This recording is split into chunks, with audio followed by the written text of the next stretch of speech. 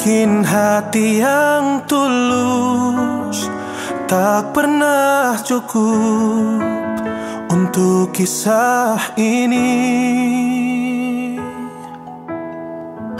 atau mungkin ku yang salah, berjuang untuk hati yang tak bisa setia.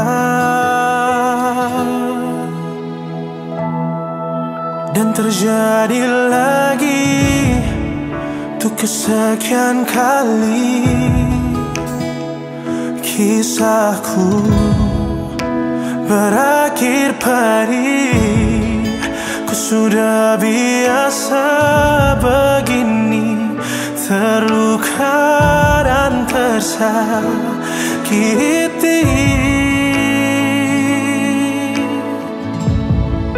Ku telah berusaha sepenuh hati, namun akhirnya selalu aku yang ditinggal pergi. Cinta ini gagal lagi.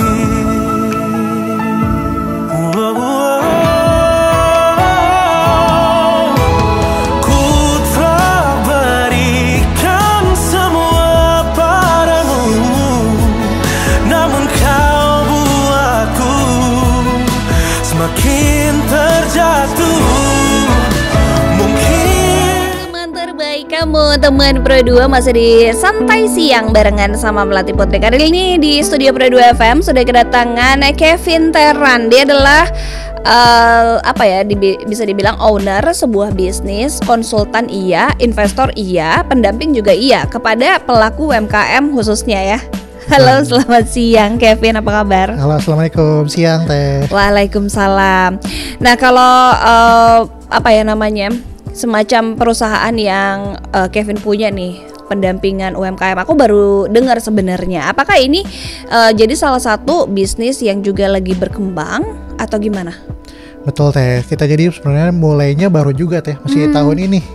Baru tahun 2024? 24 ini itu pas namanya akselerasi ya. Gitu. Sebelumnya saya juga punya 2 bisnis yang lain gitu.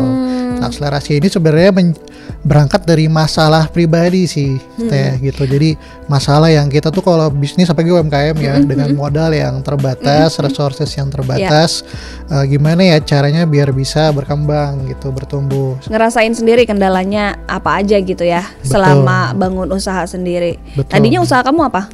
Ada 2 Teh. Yang pertama usaha ayam kampung gitu di Bogor juga. Ayam potong gitu, ayam mentah? Mentah sama ada olahan juga. Oh iya, oke. Kita di Jabodetabek sama di paling jauh di Medan. Kita kirim ke Medan ayamnya. Yang kedua adalah konsultan data. Jadi manajemen data, CRM gitu, data analisis sama riset konsumen. Sangat bertolak belakang sih memang ya dengan ayam kampung ya. Betul.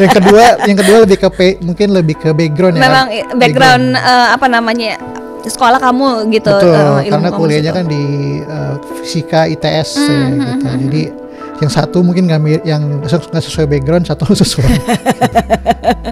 Dan kamu ngerasain kendalanya apa yang paling signifikan? Tadi yang kamu bilang sumber daya terbatas, ya kan? Modal terbatas. Terus apa lagi yang pernah kamu alami? Karena bisnis ini nggak ada ilmu pastinya ya Teh. Ibaratnya kita jalan tuh bener nggak ya ke kiri ke kanan. Nah itu tuh yang nggak didapatkan sama UMKM. Itu mungkin kalau di bisnis besar corporate mereka punya modal uang untuk misalnya meng-hire konsultan, meng-hire mentor, itu kan nilainya bisa puluhan juta. Iya betul. Gitu. Sementara UMKM tidak punya resources tersebut. Iya, apalagi nggak semua yang punya usaha kecil ya UMKM ini backgroundnya memang sekolah bisnis atau minimal tahu manajemen, enggak ya? Betul. Kadang-kadang cuman passionate aja sama produknya atau jasa yang mereka mau jual gitu ya? Iya betul betul. Biasanya berangkat kalau dari beberapa klien kami, antara mereka memang punya passion tadi terhadap produknya, mereka bisa bikin kuenya ibaratnya gitu, atau memang dari pengalaman mereka dari orang tua misalnya gitu, atau memang karena dalam tanda kutip keterpaksaan keadaan. gitu. Misalnya mereka bekerja di suatu kantor tapi nggak cocok dengan value-nya, mungkin akhirnya keluar, akhirnya membuat bisnis Atau PHK atau gitu PHK. ya. Apalagi kemarin kan banyak berita ya layoff dan sebagainya. Jadi karena itu semua keterbatasannya semakin terlihat ya. Jadi mungkin karena kamu pernah ngalamin sendiri, punya beberapa usaha yang berbeda sendiri. Jadi kayak oh iya sulit juga. Jadi kamu tahu gitu ya, apa ya yang seharusnya jadi bekal gitu ya buat para pengusaha UMKM. Akhirnya itu yang mendasari kamu bikin akselerasi ini. Ya betul. Dan juga kan kebetulan saya diamanahi di sebuah komunitas pengusaha juga di Bogor, namanya TDA, Tangan di Atas. Kebetulan saya diamanahi mulai dulu jadi pengurus di divisi edukasi gitu. Jadi saya cukup paham dengan kondisi UMKM ya, seperti apa sih mereka gitu. Sekarang klien kamu ada berapa nih? Kalau di akselerasi sendiri pendampingan alhamdulillah udah ada hampir belasan ya Teh. Lebih dari belasan sebenarnya yang udah ikut training maupun pendampingan. Itu dari berbagai jenis produk yang beda gitu. Betul. Jadi banyak banget variasi industrinya Teh gitu. Ada yang kuliner, F&B, ada juga yang fashion, ada juga jasa restoran juga ada. Gimana caranya kalau orang pengen jadi kliennya kamu?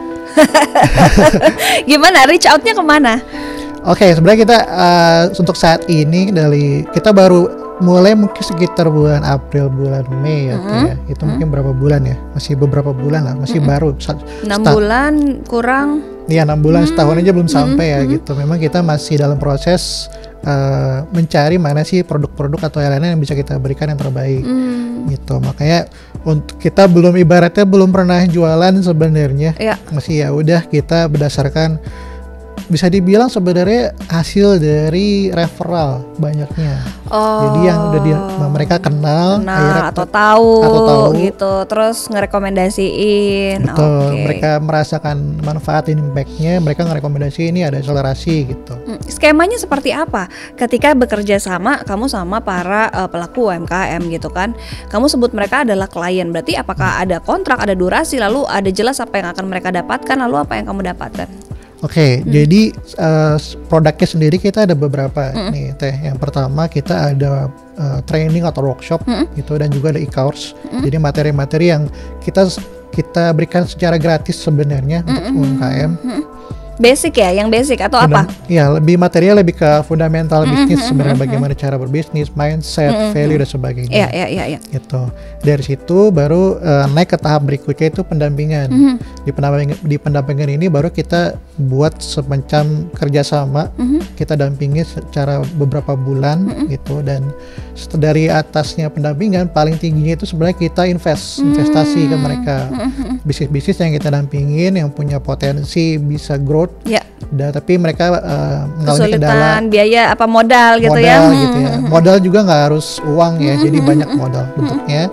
Kita bantu dengan invest di sana. Oke, jadi udah ada beberapa, udah ada belasan ya yang jadi klien kamu. Nggak semuanya artinya kamu invest di situ ya? Betul. Tetap ada yang kamu pertimbangkan gitu. Iya betul. Jadi kita nggak pilih, nggak semuanya kita invest gitu. Kita pilih memang yang punya potensi, karena kita kan dampingin ya. Kita tahu kulit dan dagingnya mereka gitu, mana yang potensi mana enggak. Iya, kalau pendampingan tuh memang mesti lebih spesifik ya, sama orangnya, sama sumber dayanya, sama jenis usahanya juga. Nggak bisa disamain gitu ya, solusinya nggak bisa satu untuk permasalahan yang beda-beda gitu ya. Nah tapi sejauh ini baru 6 bulan berarti ya, belum ada 1 tahun ya. Agency, bisa dibilang agency nggak sih? Perusahaan konsultan ini kamu lakukan ini perusahaan konsultan, bisa dibilang begitu ya? Iya, lebih ke konsultan sih. Kalau agensi kan kita kesannya kayak gimana gitu ya, mengerjain ya teknisnya. Kita nggak terlibat dalam teknis, kita fokusnya ke strategik dan taktik gitu. Kita bantu UMKM pengen ke arah mana, goalsnya kita bantu secara caranya gimana, langkah-langkah apa aja yang harus dilakukan ke sana atau tercapai goalsnya. Oke. Nah dari yang kamu lihat sejauh ini, apa sih rata-rata permasalahan paling besar yang butuh istilahnya butuh solusi atau butuh support dari teman-teman UMKM, pelaku UMKM di Bogor? Betul. Kalau UMKM mungkin sering ya mendapati bahwa misalnya program-program dari pemerintah itu ada kayak program, ada kelas, Iya. seminar gitu. Tapi itu sama bisa dibilang sebenarnya tidak berdampak Oh iya. gitu. Karena kenapa? Tadi UMKM itu kan kita bukan saat hari itu aja Teh, tapi kita kan terus berkelanjutan kan, besoknya dan seterusnya. Sementara acara program tersebut kan cuma hari itu aja, besok kan udah selesai gitu. Nah itu yang tidak didapatkan sama UMKM. Jadi butuh pendampingan secara konsisten dan komprehensif Oke. gitu. Jadi mereka tuh jalan, ada yang melihat loh, ada yang dampingin. Itu yang nggak jarang didapatkan loh sama UMKM. Berarti kalau kita analogikan seperti halnya seorang bayi gitu ya, diajarin untuk caranya berjalan dan berlari, nggak bisa cuma satu hari gitu kan? Betul, betul. Jadi istilahnya kita harus bimbing nih setiap hari sampai benar-benar kita monitoring juga, kita lihat udah bener belum ini langkahnya gitu ya? Betul, benar. Jadi Oh. dimonitoring progresnya, jalannya udah bener belum ya. Kalau jatuh harus gimana biar nggak jatuh gimana gitu kan. Oh itu berarti yang masih kurang menurut kamu, yang apa ya namanya, yang diberikan sama pemerintah itu yang masih ada bolong-bolongnya ya istilahnya gitu ya. Betul, Karena ini betul. seminarnya sifatnya 1 hari gitu, pelatihannya 1 hari gitu ya. Sementara yang dibutuhkan adalah monitoring setiap harinya sampai benar-benar dia bisa berdiri, berjalan, gak jatuh-jatuh lagi gitu ya. Betul. Jadi intensif. Teh. Intensif, kecuali kalau di depan ada angin, hujan badai, itu beda lagi ceritanya ya. Oke, berarti itu yang bisa jadi masukan juga nih buat teman-teman UMKM yang baru mau mulai buka usaha misalnya, terpikir untuk sekarang sebenarnya support dari pemerintah itu banyak, programnya juga banyak. Mungkin ada yang bisa kamu pilih dan kamu manfaatkan.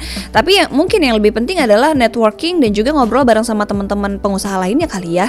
Betul, manfaatnya besar banget gitu. Apalagi kalau ibaratnya bisnis ini tadi sendirian ya, kita nggak ada guidance Iya. playbooknya untuk gimana sih caranya bisnis biar sukses gitu. Iya. Nggak ada sama sekali, nggak ada. Gitu. Makanya penting banget kita ngobrol sama sesama pebisnis juga gitu. Ibaratnya kalau lagi omset turun, lagi ditipu karyawan Iya. misalnya kan sedih tuh. Harus curhatnya ke siapa ya gitu. Biasanya kalau nggak ke istri gitu Iya. misalnya, atau ya mau nggak mau ke sesama pebisnis Iya, gitu. iya, iya. Jadi curhat untuk mendapatkan ya vibrasi yang positif juga. Oh ya ternyata biasa aja loh masalahnya, ada loh solusinya gitu. Lagi pula mungkin di antara teman-teman pebisnis ini ada yang sudah lebih dulu pernah mengalami ya. Jadi bisa kasih insight yang lebih berharga gitu. Dulu gimana sih cara dia ngelewatin saat-saat seperti ini gitu ya.